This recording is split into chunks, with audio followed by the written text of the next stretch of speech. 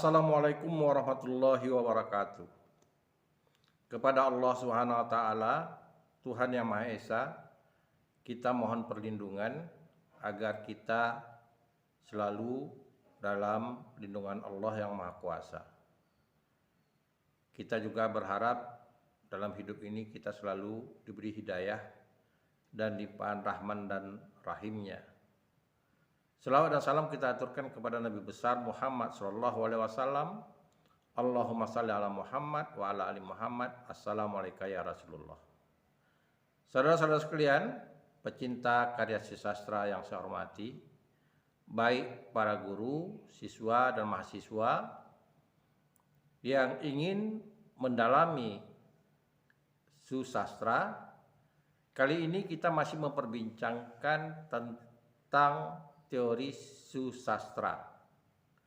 Saudara-saudara sekalian, berbicara tentang susastra, kita sudah berbicara pada 3 sudut pandang, yaitu ada sudut pandang sastra dengan pengarangnya, dengan teori struktural genetik, kemudian sastra dengan masyarakat, kajian kita itu mimetik, lalu ada kajian kita objektif, itu berkaitan dengan teori struktural, lalu kita bicara juga stilistika, kemudian semiotik. Kali ini kita bicara, sebagaimana saya katakan, bahwa banyak dimensi sastra itu punya banyak dimensi. Artinya ada disiplin ilmu lain yang bisa dipakai untuk mengupas karya susastra. Salah satunya adalah teori feminisme. Sebagaimana kita ketahui bahwa gerakan feminisme itu sudah mendunia sejak abad ke-18. Gerakan ini dipelopori oleh para perempuan yang menuntut kebersamaan gender. Karena bagaimanapun kita menyadari dalam kehidupan ini, perempuan selalu dikategorikan sebagai makhluk yang nomor 2 setelah laki-laki. Ada beberapa aturan misalnya yang merugikan perempuan. Contoh,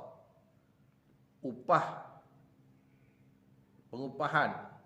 Dulu kita dibedakan laki-laki dengan perempuan. Bahkan begitu hinanya perempuan, zaman jahiliyah justru perempuan dibunuh.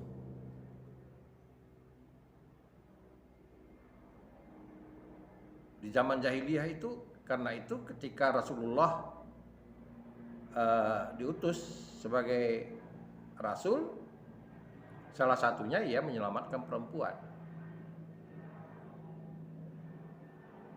Nah, mungkin ada yang beranggapan bahwa upaya Rasulullah memuliakan perempuan dianggap pelecehan, tapi sebetulnya tidak. Bagaimana dia mengangkat harkat perempuan. Dia beristrikan seorang janda, kemudian dia juga beristrikan banyak wanita, yang tujuannya adalah bagaimana mengangkat harkat perempuan. Dan kemudian di dunia ini pada abad ke-18 ada gerakan-gerakan yang menuntut kesamaan. Kesamaan itu selalu dilihat apa yang menjadi haknya laki-laki, yang diberikan kesempatan kepada laki-laki harus juga diberikan kesempatan pada perempuan. Walaupun pada kenyataannya kemampuan laki-laki dan perempuan itu tidak ada bedanya. Kita sama-sama diberi akal oleh Allah, cuma persoalannya adalah status kelamin. Perempuan dilengkapi dengan mampu melahirkan. Sementara laki-laki tidak. Dia hanya membuahkan. Nah, di dalam sastra, gerakan feminisme itu juga muncul. Nah, gerakan feminisme itu dilihat dari perjalanan tokoh, status tokoh. Terutama dilihat adalah tokoh perempuan. Apa saja yang dilakukan oleh perempuan dalam sebuah karya fiksi? Lalu bagaimana kedudukannya?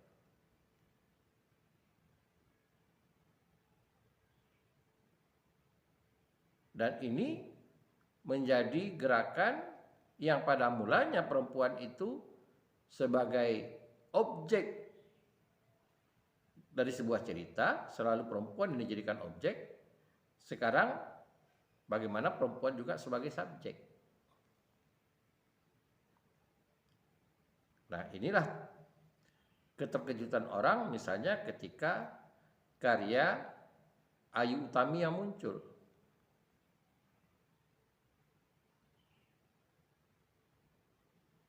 Ini contoh dari gerakan feminim itu. Bagaimana tokoh perempuan bukan hanya sebagai bukan sebagai objek, tapi juga sebagai subjek.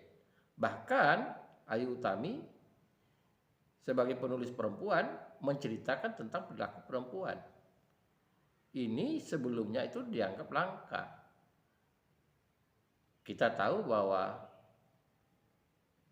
tidak banyak penulis perempuan yang ada di Indonesia. Salah satu di antaranya adalah Ibu Sari Amin. Salah satu di antaranya. Tapi perempuan sebagai objek cerita justru hampir semua roman bicarakan tentang perempuan.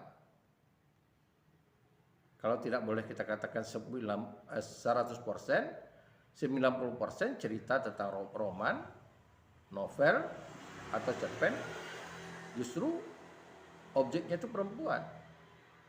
Dan perempuan sebagai bagian yang dijadikan korban. Korban fisik, korban perasaan. Nah, kesetaraan gender inilah sebetulnya bukan hanya dilihat dari segi pemikiran si perempuan, tapi juga pemikiran si pengarang. Pemikiran sih. Jadi ada gerakan namanya gerakan feminis. Nah, di dalam karya sastra, teori tentang feminisme itu selalu dilihat dari perbuatan tokoh perempuan yang dihadirkan oleh si pengarang dalam sebuah cerita. Nah, kesetaraan itu bisa kita lihat artinya apakah si perempuan itu juga melakukan pekerjaan laki-laki. Lalu ukurannya normanya apa? Ini yang menjadi problematik dalam teori feminisme. Karena kalau di tanah air kita ada ukuran-ukuran normatif yang sifatnya universal, tapi ada yang sifatnya lokal. Nah, sifatnya lokal itu ada kalanya dilihat dari luar seolah-olah ketidaksetaraan itu terjadi karena ada bahagian pekerjaan laki-laki diambil oleh perempuan. Misalnya, ada pekerjaan kasar yang dilakukan oleh laki-laki, oleh perempuan Bali, yang seharusnya di daerah lain dilakukan oleh perempuan, oleh laki-laki. Saya ulangi lagi, oleh laki-laki, tapi di Bali dilakukan oleh perempuan.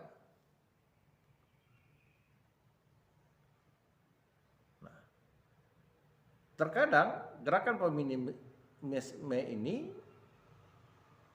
masuk kepada wilayah koreksi budaya.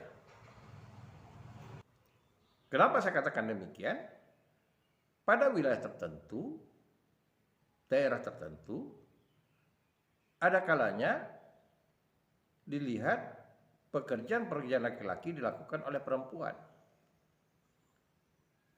Menurut nilai dari luar, dianggap tidak pantas. Apakah ini yang dikatakan feminisme? Saya beri contoh begini. Di daerah tertentu, di daerah tingkat 2 Provinsi Riau, pekerjaan mencangkul di sawah itu dilakukan oleh perempuan. Malah itu pekerjaan berat. Ya, mungkin kita bisa lihat itu di Teluk Kuantan, mungkin bisa kita lihat itu di Kampar. Perempuan yang mengolah sawah.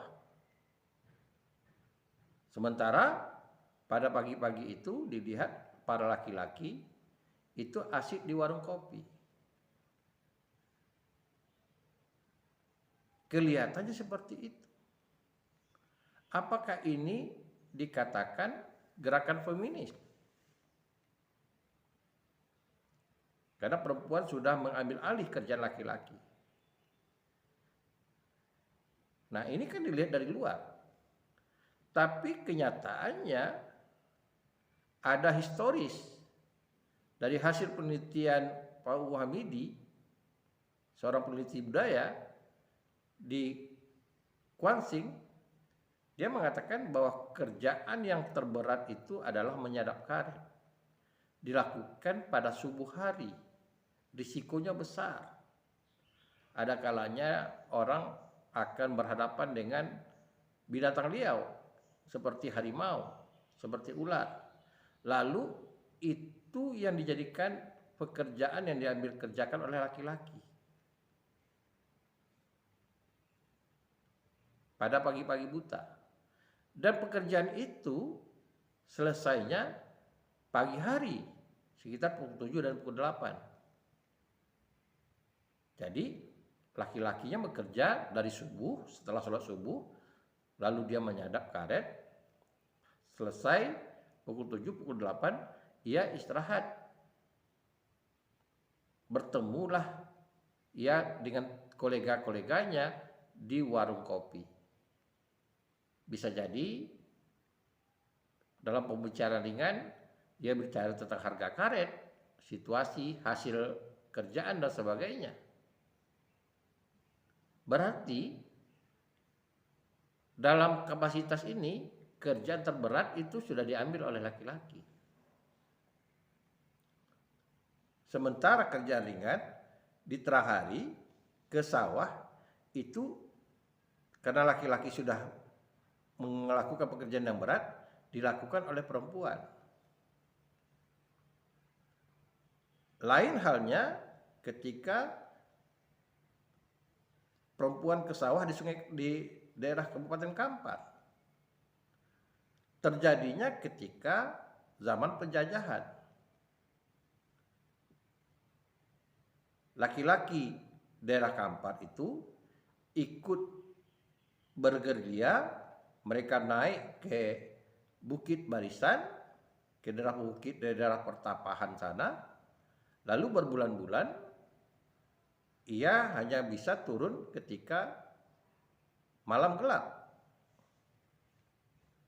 yang dikenal dengan nama pasukan Harimau Kampar. Karena sudah berbulan-bulan sawah itu tidak digarap, tidak ada stok makanan lagi, akhirnya perempuan mengambil kebijakan untuk turun ke sawah, mengatasi persoalan ekonomi, persoalan kebutuhan hidup. Karena itulah terjadi perempuan di Kampar yang turun ke sawah. Itu hasil penelitian yang dilakukan di Kabupaten Kampar. Nah, saudara-saudara sekalian, lalu bagaimana caranya kalau kita melihat novel? Tentu yang dilihat itu adalah tokoh perempuan. Apa saja tokoh perempuan?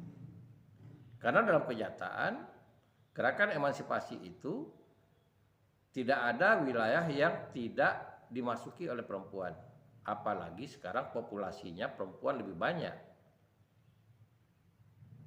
Di lembaga legislatif misalnya, hak politik perempuan punya hak pilih, hak memilih dan hak dipilih.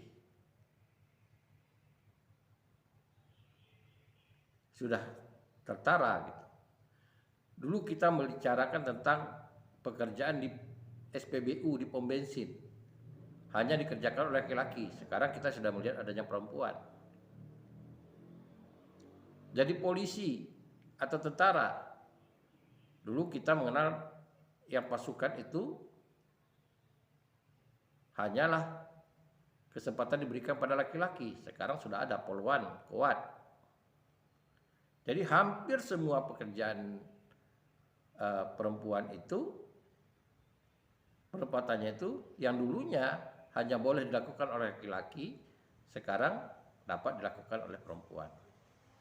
Namun demikian, masih ada hak-hak lain yang mungkin belum dilakukan atau diberikan kesempatan pada perempuan. Hal inilah yang jadi gerakan para feminis, gerakan feminisme, paham feminisme, yaitu paham yang memperjuangkan haknya perempuan yang dikatakan kesetaraan gender. Kesetaraan gender. Nah, selagi kesetaraan gender itu tergambar dalam sebuah karya sastra, ketidaksetaraan, maka ini layak dijadikan objek penelitian. Nah, persoalannya lagi, apakah perempuan itu kesetaraan gender itu hanya diberikan kesempatan sama atau ada perlakuan eksploitasi perempuan yang seharusnya juga dilakukan oleh laki-laki.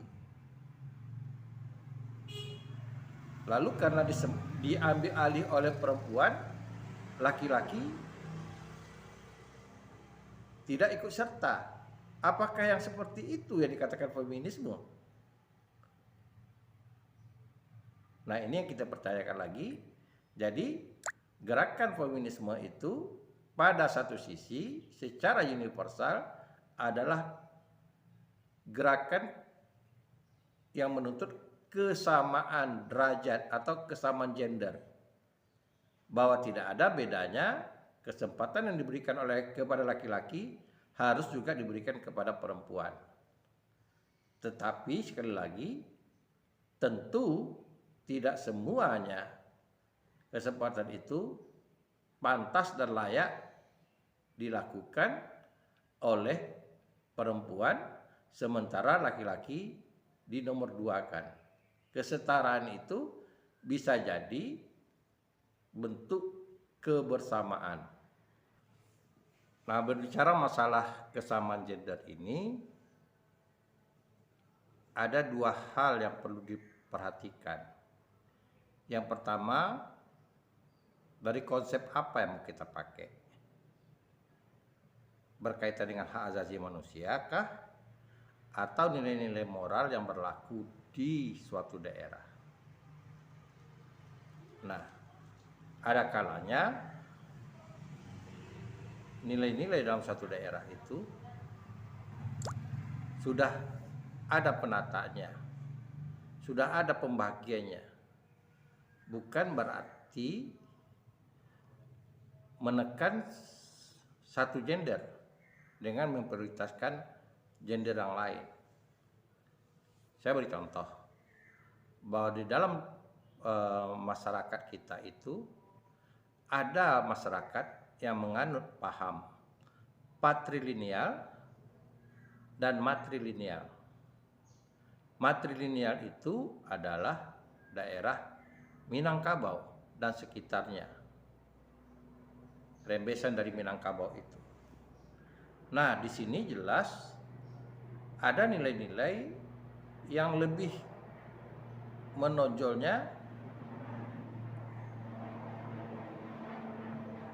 atau lebih diistimewakan itu adalah perempuan. Karena konsepnya itu matrilineal.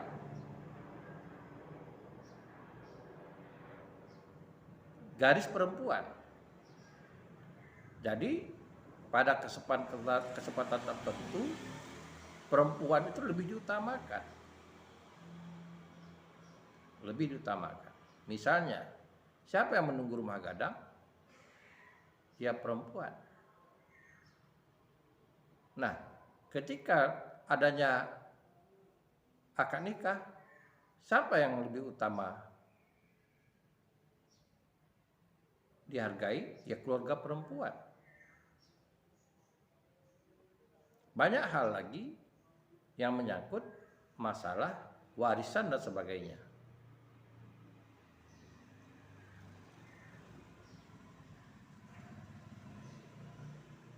Bagaimana pula dengan yang mengandung patrilineal? Tentu terjadi tolak belakang dari itu. Nah, apakah ini dapat kita katakan ketidaksetaraan gender? Sementara ini sudah secara turun-temurun timbul kesepakatan. Nah, kalau kita melihat dari sisi universal lalu berlaku di nilai-nilai lokal, tentu tidak akan dapat kita paksakan. Nah, contoh lain misalnya, ada kehidupan misalnya di dalam masyarakat tradisional ini, seperti yang saya katakan tadi, pekerjaan laki-laki justru yang mengerjakan itu wanita. Pekerjaan wanita justru yang mengerjakan itu laki-laki. Apakah ini juga kesamaan gender? Kita beri contoh masalah juru masak. Kalau kita bicara juru masak dalam rumah tangga skala kecil, maka yang memasak itu adalah perempuan. Tugasnya perempuan. Tetapi dalam perkembangannya justru juru masak itu laki-laki. Di hotel-hotel besar itu laki-laki yang banyak jadi koki, bukan perempuan. Nah, tentu bicara gender ini kita tidak bisa melakukan sepenuhnya karena ada keterbatasan perempuan yang tidak bisa kita elakkan kalau perjuangan hak itu. Karena bagaimanapun hak dan kewajiban itu harus berimbang. Nah, bisa saja menuntut hak, tapi kewajibannya bisa enggak?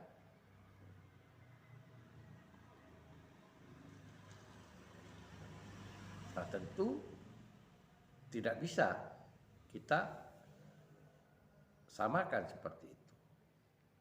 Tapi oke lah, dalam karya sastra, masalah teori feminisme itu sudah berlaku. Tapi dalam teori kebudayaan, teori feminisme itu kita bisa pertanyakan lagi. Jadi dalam teori feminisme itu adalah bagaimana kita memperjuangkan nilai-nilai kesamaan gender. Artinya di dalam mengamati karya sastra, kita lihat perlakuan tokoh perempuan dan perlakuan tokoh laki-laki terhadap tokoh perempuan. Jadi perlakuan tokoh perempuan itu sendiri dan perlakuan tokoh laki-laki terhadap tokoh perempuan.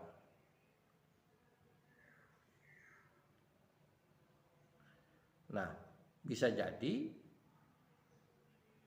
kesetaraan gender itu justru bisa melebihi dari apa yang diharapkan.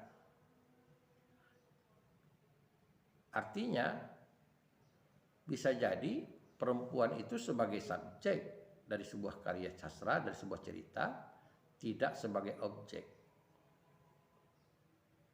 Tidak sebagai objek. Seperti yang dilakukan oleh Ayu Utami. Nah, inilah yang dikatakan oleh orang itu hak-hak emansipasi. hak-hak emansipasi. Namun dalam budaya kita, pembagian tugas dalam gender ini sudah diatur dengan jelas. Ya, sudah diatur dengan jelas.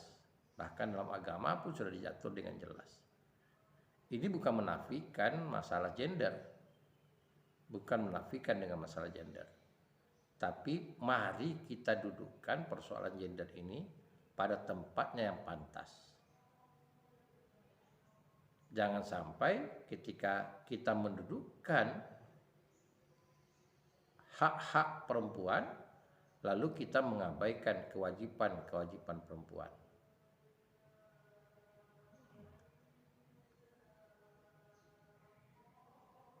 Itu yang perlu dipertimbangkan dalam teori feminisme. Jadi acuannya apa? Acuannya tentu berlaku sesuai dengan tempatnya, settingnya di mana. Jadi kalau kita misalnya ada perempuan dia mencari kesamaan gender bahwa dia tidak mau melahirkan, apakah itu sebuah tanda perjuangan hak? Apakah tidak itu dikatakan menyalahkan kodrat?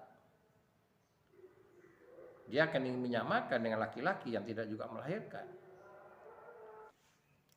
Berarti kalau kita bicara tentang feminisme, tentu ada alat ukur kita, yaitu alat ukur secara universal dan secara ukur secara budaya.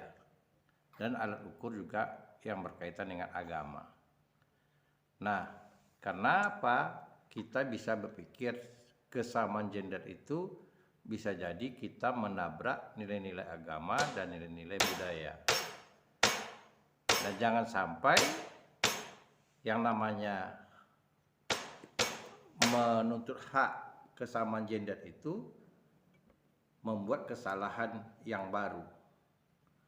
Jadi sekali lagi kita mengakui ada gerakan namanya gerakan feminisme yang berkaitan dengan tuntutan kesamaan gender, tetapi kita bisa melihat jangan sampai kesamaan gender hanya kita bicara hak,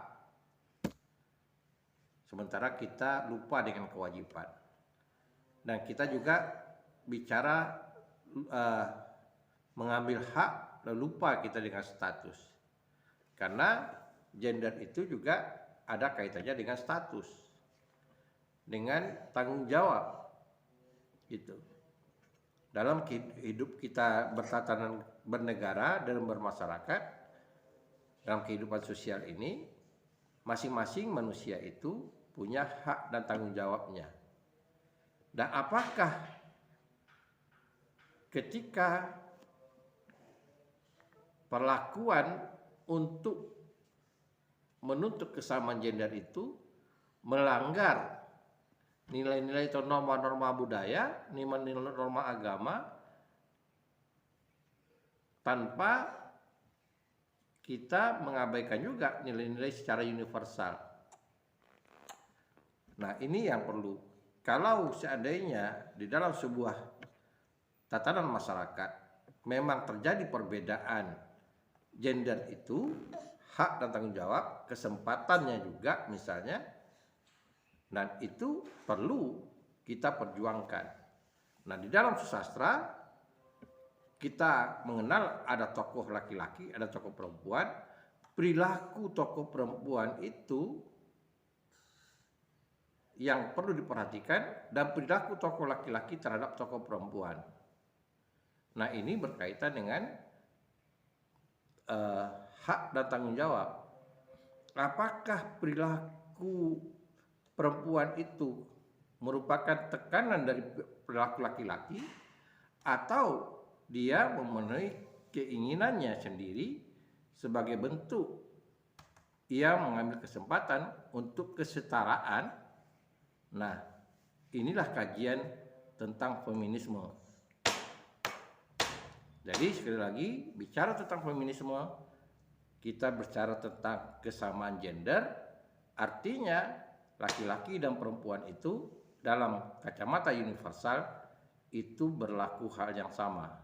Tapi secara kodratnya tentulah tidak mungkin laki-laki dan perempuan itu sama.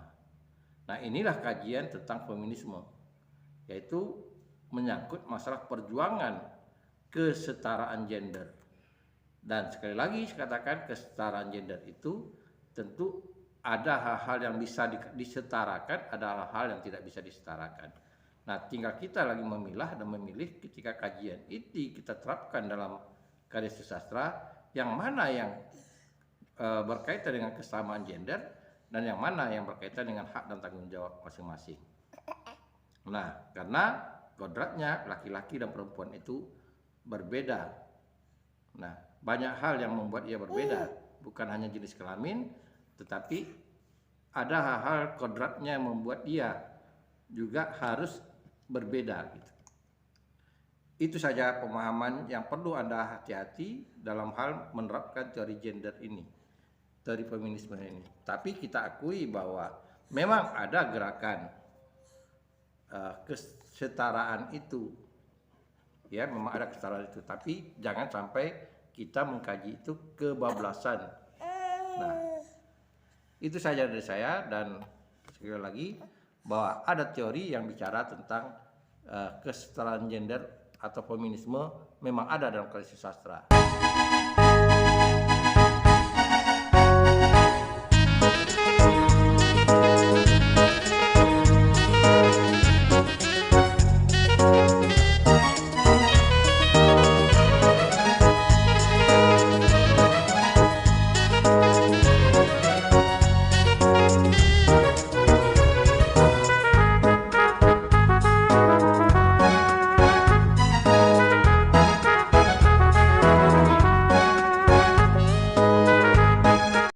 Dan semoga Anda bisa mendalaminya lagi.